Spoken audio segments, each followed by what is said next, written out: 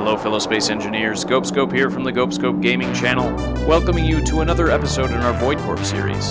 Happily, we haven't had any broadcast incursions lately, so it would appear as though this equipment is performing as advertised.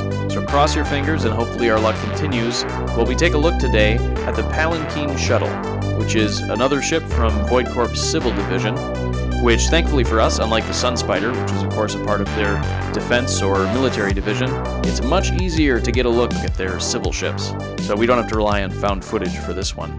So let's take a look at the Palanquin Shuttle. This shuttle has a mass of 244,600 kilograms. Its power supply consists of 8 batteries, which provides about an hour of flight time at full charge when the ship is at full throttle and is maneuvering in addition to that, along with all of its peripherals active, or about 3 days when idle with peripherals active. By peripherals, I mean lights and gravity, as well as defenses.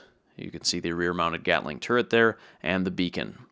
So it's battery operated, and it's meant to connect to a ship or a station and recharge, but it is capable of fairly long trips, especially considering the fact that if you're going from point A to point B in space, you can get up to speed and then just coast, essentially. So even when it's maneuvering, it's able to do that for quite a long time.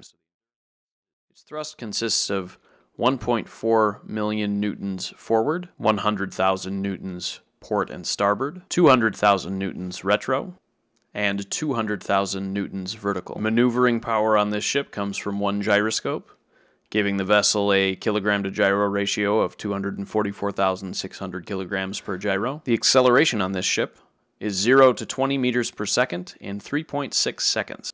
And its weapon system consists of one rear-mounted Gatling turret. And we can start our tour with a look at the side here, where we have a type of connection system, as I mentioned before with the beneficiation mining barge. It's a Void Corp Universal Connection System. Once again, we have automatic doors with an airlock that has sensors that open and close the doors without having to touch any buttons.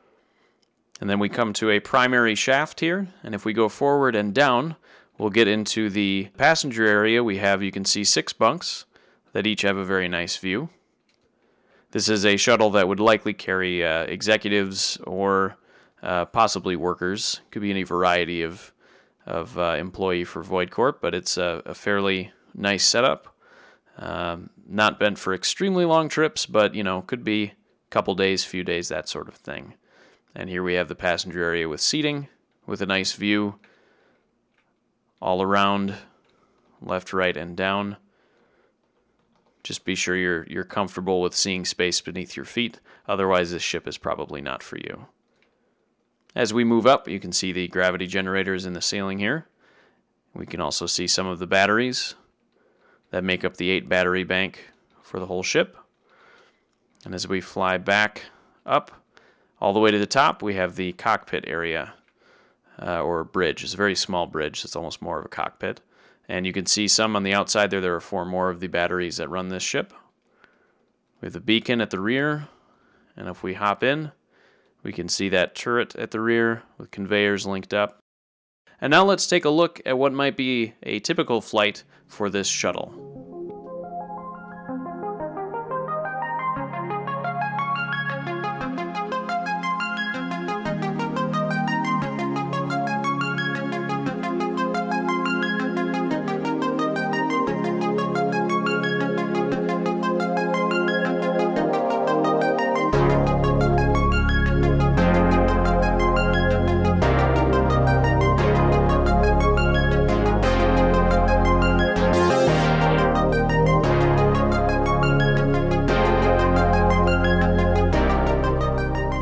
This ship will be available in the Steam Workshop in the Void Corp collection. If you like this episode and you'd like to see more, please hit those like and subscribe buttons. Thank you for watching, and stay tuned for more.